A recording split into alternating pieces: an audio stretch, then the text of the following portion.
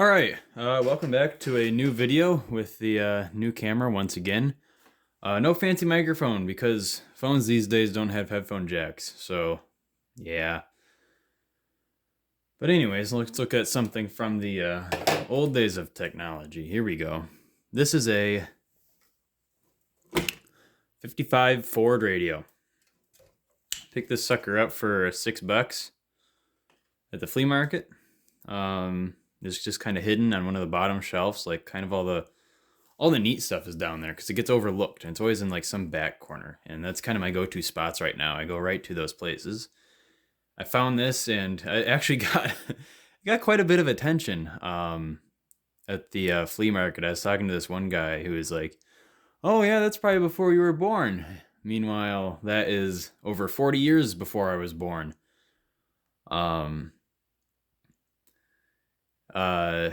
And yeah, people were wondering, oh, what is that? What is that? Well, it's an old car radio. That guy was also talking about how he remembers when the 55 Fords came out. It's kind of in 55 was kind of that first year of the different styling, that later styling of the 50s, where everything was just bigger and bigger and bigger and more cheesy and corny. And oh, everybody loved it and a lot of people hated it. That sentence makes sense. Anyways, here we are now with a 1955 Ford radio. I'd like to know if this car is still around and what is in its place now, because this is kind of an unusual shape to, change, because it's tall. So I guess maybe you could fit one of those screen things in it, but it looks like it's been sitting for a long time. Like this thing has been out of the car for a long time. In fact, it even has a little like dirt spider nest thing, which seems to happen a lot to me. I find a lot of those among electronics, and I don't know what exactly that is. I think it's some sort of dirt spider thing, but it's weird. I don't know what they are. I don't want to mess with them, so I'm probably not going to play with that. It looks like they're all gone too. There's like a hole.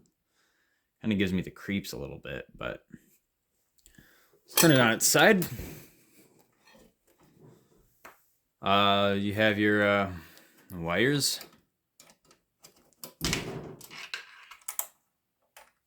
Would have gone on your car.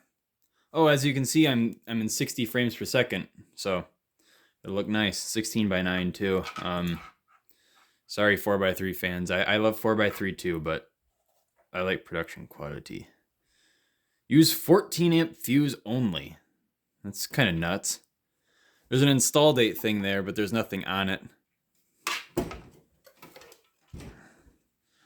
Moving around to the back, and we've got 3 vacuum tubes, a filter capacitor, a transformer, probably audio output, a transformer, probably a power transformer, and where the vibrator went. And I'm kind of ticked that the vibrator's gone, because the vibrator, without the vibrator, this thing won't work. And if you don't know what I'm talking about, then you're probably giggling right now. But yes, this thing uses a vibrator to boost 6 volts to, ballpark 250. So, yeah. On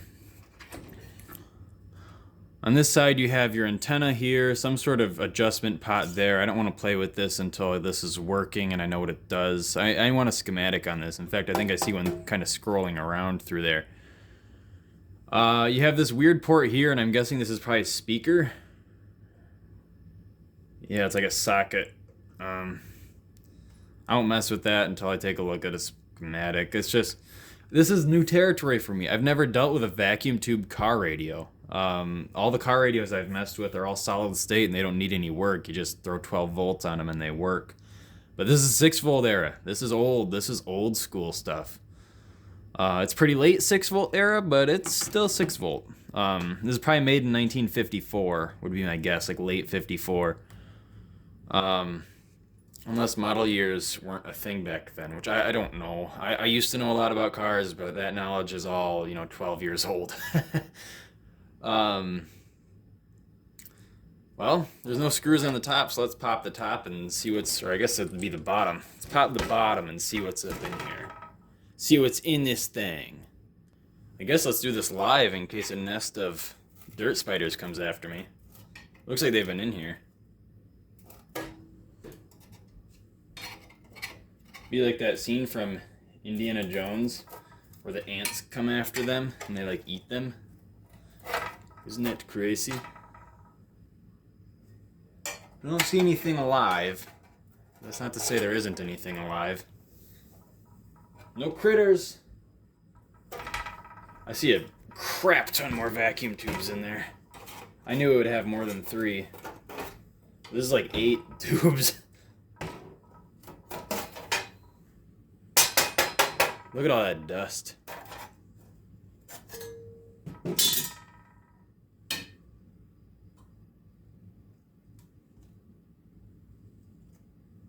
What's this?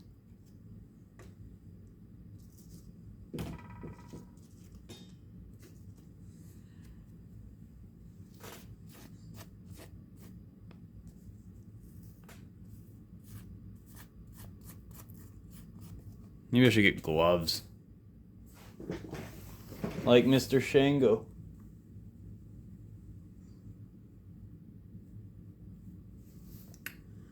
She's definitely a little dusty. 245. Yeah, this is an 8-tube radio. I don't know if that's a lot or if that's normal for cars. Like I said, car radios are not my forte. This is new territory for me. I'll definitely be hitting up the forums on this, but it looks like it was in a barn for a while. Probably where the dirt spiders came from. This is magnetic. Oh wait, no, my screwdriver is magnetic. I'm just an idiot. Ugh. Anyways, I guess,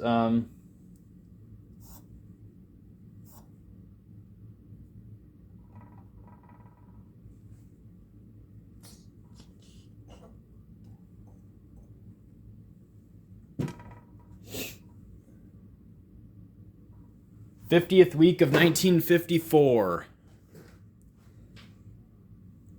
So, yeah. It's an oldie.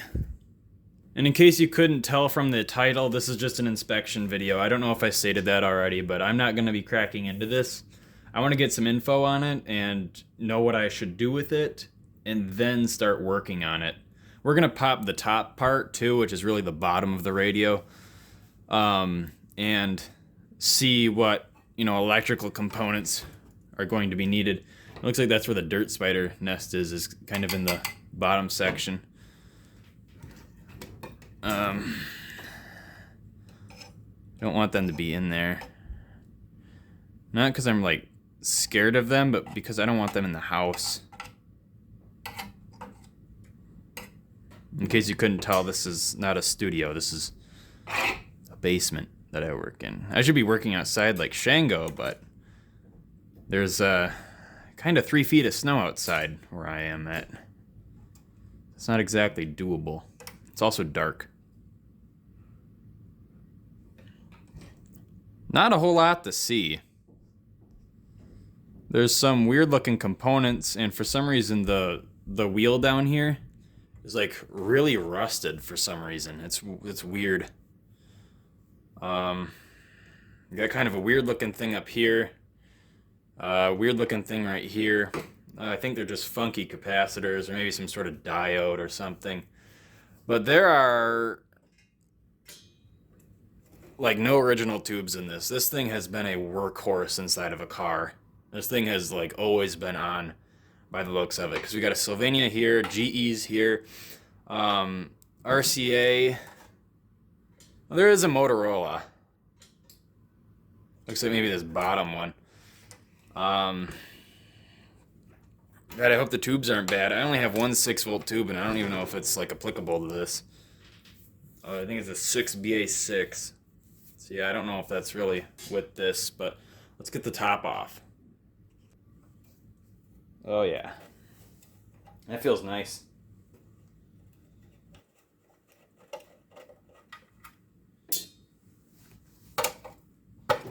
I don't know what that piece of paper is. That might be something important, but I'm sure I can probably find it online.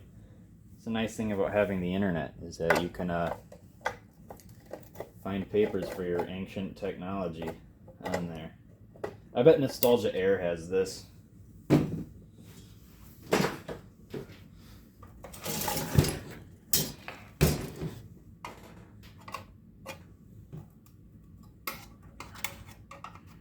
She's a fatty, look at that.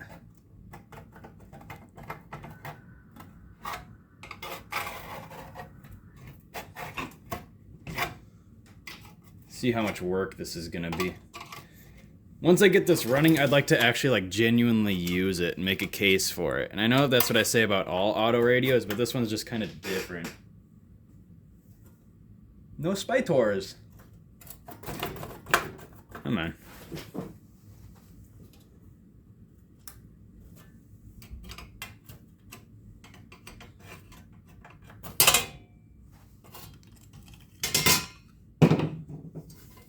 Ooh, Goodall. We love Goodall here. Flip it up on the side.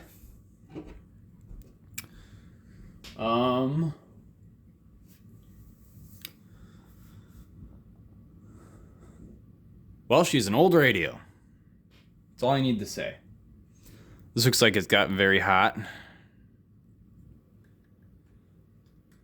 Goodall. This looks like a replacement. This doesn't look original. 1,000 volts DC? Jeez. Why? Why so much? A couple more capacitors. Looks like we got 1, 2, 3, 4, maybe 5, 6, 7, 8, 9, 10, 11. And then on the filter 12, 13, 14.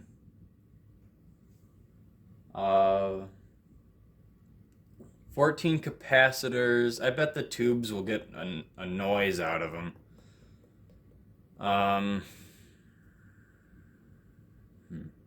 They look pretty standard though. 0.02 at 400 volts.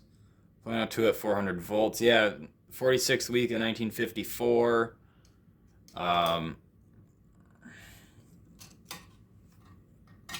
don't know about this. 0.5 at probably 400 would be my guess.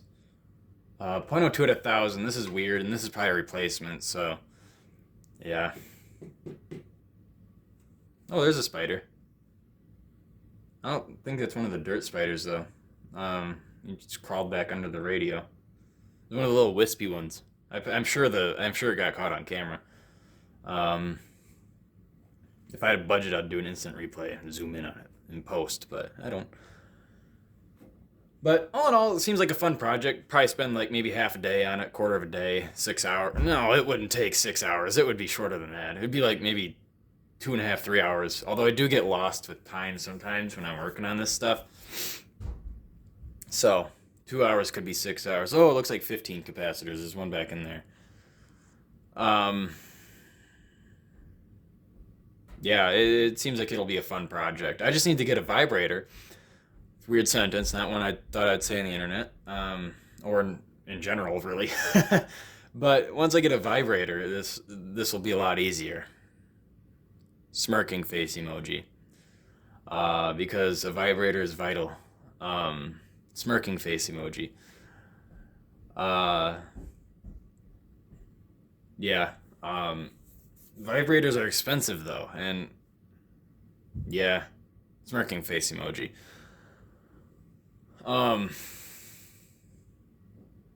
Yeah, it looks like this is maybe neutral or negative, and this is positive because it's got the weird insulated harness on it.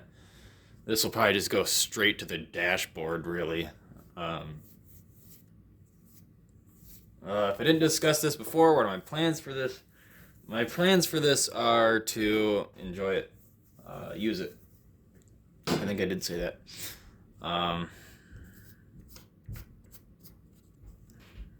It's just like a tube outline.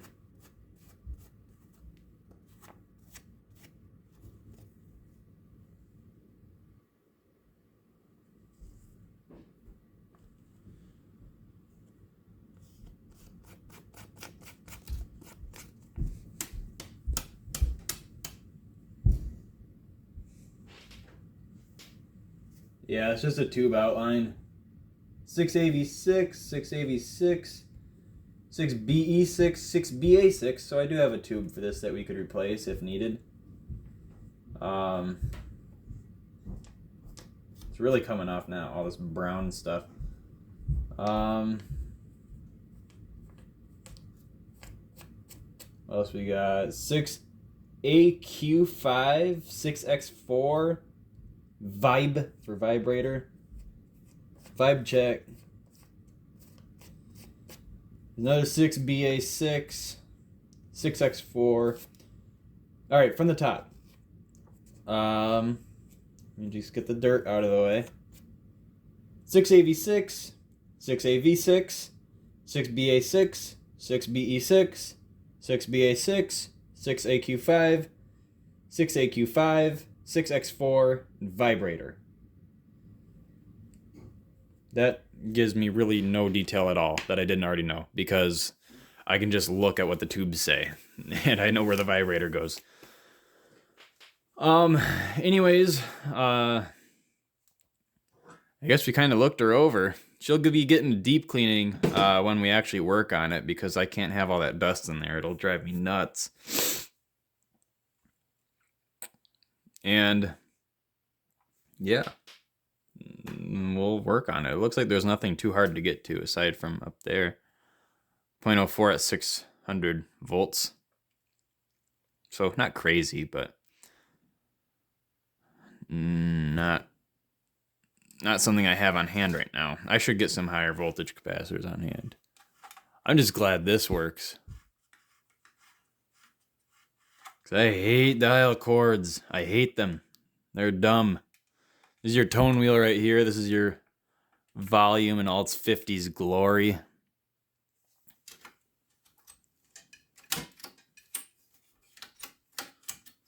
Isn't that groovy? Isn't that cool? It's pretty rad, right? You got your civil defense markings in case we got nuked and you were in your Ford Fairlane back in 1955. Isn't that crazy? Viewers who were alive in 1955, was that a dealio? Do you remember seeing these on your parents' cars' radios or your car's radio? If it was made between 53 and 63, that's when it was mandatory for all radios. Well, things like this are things that say CD for civil defense. That's pretty wild to think about. Like, if we had stuff like that now, it would, yeah, be weird. It would be very weird. Anyways, I'm going to throw this back together and call the video here, just because I don't really know what to do other than mindlessly babble about stuff I hardly know about. So, yeah, that'll do it. Thank you for watching. This will be a fun project. I might throw a wood box together for it, but that'll be hard to do without a CNC mill, because cutting this could be a challenge along with these down here. So yeah. Anyways, like I said, thank you for watching. More videos to come soon. And yeah, I'll see ya.